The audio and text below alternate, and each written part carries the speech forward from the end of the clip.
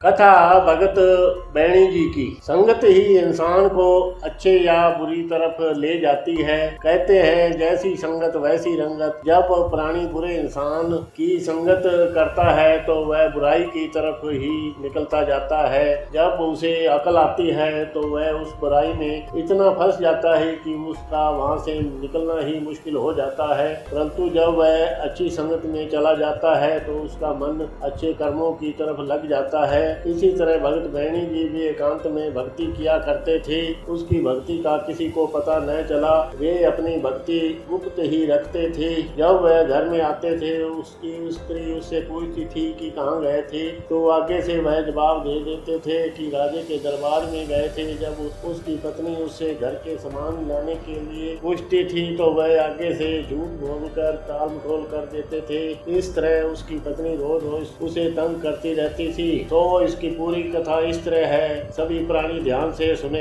एक दिन की बात है कि भक्त बैणी जी परमात्मा को सच्चे मन से याद किया तो प्रभु ने उसे भक्ति की लाज रखने के लिए परमात्मा राजे का रूप धारण करके बैणी के घर आए। जिस चीज की भी घर में जरूरत होती है घर में देने के लिए आ गए। बैणी की पत्नी को प्यार से दिलासा दिया और कहा चिंता मत करो। प्रभु उसकी पत्नी को सामान देकर जिस वस्तु की भी जरूरत होती है वह देकर जंगल की तरफ चले गए और भगत के दर्शन दिए। भाई जी कहते हैं भगत जनों, परमात्मा हमेशा अपने भक्तों को तारते रहते हैं और संसार में उनकी वाहवाही होती रहती है। इस बैणी भक्त का पूरा नाम ब्रह्म भाट बैणी था। आप सम्मत 1830 विक्रमी को असनी नगर में पैदा हुए। आपके बारे में कोई ज्यादा इतिहास नहीं मिलता। ये जाति के ब्राह्मण थे। इनके घर में गरीबी बहुत थी। इस गरीबी के कारण ही ये हर समय उदास रहते थे। एक दिन एक महापुरुष मिल गया। उन्होंने इनके सामने घर की हालत और अपने दिल की बात कह दी। उस महापुरुष ने इन्हें सलाह दी कि भक्ति करो, भक्ति से ही सब कुछ प्राप्त हो सकता है। उसे इस तरह से कहने पर ये सुबह से ही घर से निकल जाते और शाम को दिन ढलते वापिस आते। वह सारा दिन जंगल में ही एक मन होकर प्रभु की भक्ति करते रहते। जब वह घर आते तो उसकी पत्नी उनसे पूछती कि कहाँ गए थे, तो वह उनसे कह देते कि राजे के दरबार में गए थे। महाराज बहुत अच्छे हैं, मैं वहाँ उनके दरबार में कथा करता हूँ। जब कथा समाप्त हो जाएगी तो राजा हमें जरूर बहुत सा धन देंगे, परंतु घर में तो रोजाना वस्तुएं की जरूरत होती है। महाराज की कथा की समाप्ति तक कौन देखे। एक दिन बैणी जी की स्त्री बहुत गुस्से में हो गई और कहने लगी, सुनो जी, आज तो कुछ ना कुछ जरूर सामान लेकर आना। घर में तो कोई भी वस्तु नहीं है। अगर कुछ भी न लेकर आए तो घर में आने की जरूरत नहीं है। मैं तेरे इन रोज रोज के बहानों से तंग आ गई हूँ। रोज ही इस तरह झूठ कहकर चले जाते हैं और शाम को खाली हाथ आते हैं। सुबह सामान लाने का दिलासा देकर चले जाते हैं। चूल्हे में पड़े तेरा राजा और चूल्हे में पड़े राजे की कथा। घर में तो खाने के लिए एक दाना तक नहीं है और आप जो हैं जो राजे के पास जाकर उधार में काम कर रहे हैं। मैं दोबारा कहती हूँ, आज या तो कुछ लेकर आना या घर में मुंह न दिखाना। इस तरह स्त्री गर्म होती रही और उसके पति ठंडे होते रहे। आखिर इतनी बात सुनकर भगत बैणी जी घर से निकलकर जंगल में जाकर पहले से भी ज्यादा प्रभु की साधना करने लगे। उसकी भक्ति देखकर प्रभु खुश हो गए। उसकी गरीबी को दूर करने के लिए परमात्मा ने एक राजे का रूप धारण किया और बैणी के घर चले गए। 2 गाड़ी अनाज, घी, गुड़, दालें आदि साथ लेकर उनके घर आ गए। बैणी जी की स्त्री को बड़े सत्कार के साथ कहा, देवी जी, आपके पति रोज दरबार में कथा करने के लिए जाते हैं। वह अभी कथा कर रहे हैं। राजे की तरफ से यह सामान आपके घर के गुजारे के लिए भेजा जा रहा है। साथ में कुछ सोना और धन भी दिया जा रहा है। घर में एकदम इतना सामान देखकर उसकी पत्नी खुश हो गई। सभी वस्तुओं से उसका घर भर गया। सामान घर में रखकर भगवान बैणी जी के पास जंगल में चले गए जहाँ वे भक्ति कर रहे थे और कहने लगे, बैणी जी, आज से तेरी सारी मुरादें पूरी हुई। अब तुम आराम से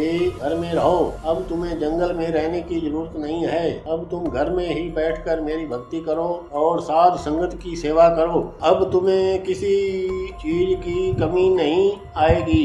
इतना कहते ही भगवान अलोप हो गए। बैणी जी खुशी खुशी अपने घर आए और उसके आने से पहले ही घर में राग कीर्तन हो रहे थे और घर में खुशी मनाई जा रही थी। भक्त बैणी जी पखंडी जगत लुटेरे संतों और पंडितों को उपदेश देते हैं। वे कहते हैं, हे प्राणी, तू तन को चंदन और माथे पर तुलसी के पत्ते लगाकर विचर रहा है, परंतु तू अपने मन में तो छुरी रखी हुई है। तू पापी है, तेरी निगाह ठगों जैसी है और तेरी समाधि बगलों जैसी है, जो पानी के किनारे आए छोटे जीवों को खा रहा है। हे प्राणी, देखने में तू विष्णु के समान प्रतीत होता है और समाधि भी तुमने इस तरह लगा रखी है जिस तरह कोई मरा हुआ शरीर है। सारा दिन तो तू वाहेगुरु की भक्ति में लगा रहता है, परंतु रात को तू इस तरह स्त्री के पाप करने के लिए फिरता है। इस जगत को धोखा देने के लिए दो धोती रखता है, व्रत रखने के लिए स्नान करता है, ऐसे ही अपने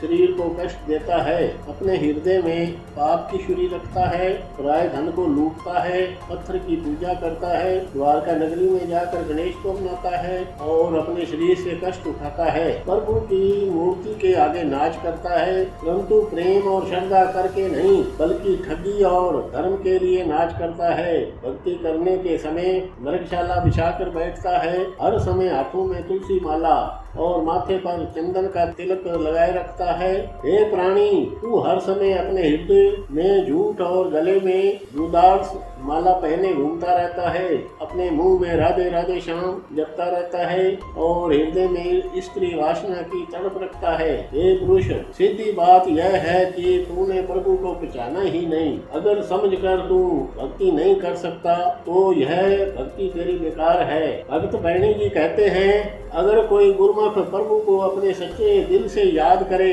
वह भी जिन्हें सच्चा गुरु मिला है और उसने सही भक्ति मार्ग बताया है, वह प्राणी इस भव सागर को पार कर सकता है। यह कथा जो भी प्राणी पढ़े या सुने, इस कथा से हमें यह शिक्षा मिलती है कि अगर घर में गरीबी है तो भी प्रभु को पाया जा सकता है। प्रभु अमीर गरीब कुछ नहीं देखता, वह तो प्रेम का ही भूखा होता है। जिस तरह बैणी जी एक बहुत गरीब थे, उसके यकीन ने उसे दर्शन दिए। वह बताते हैं, यह काम गुरुमुख ही कर सकता है और गुरु भी वही हो जो सही रास्ता दिखाए। इसलिए अपने को ठगी चोरी यारी छोड़कर अपनी आत्मा को साफ करे और अपने जीवन को भव सागर से पार कर जाए और अपने को गुरु के साथ जोड़े।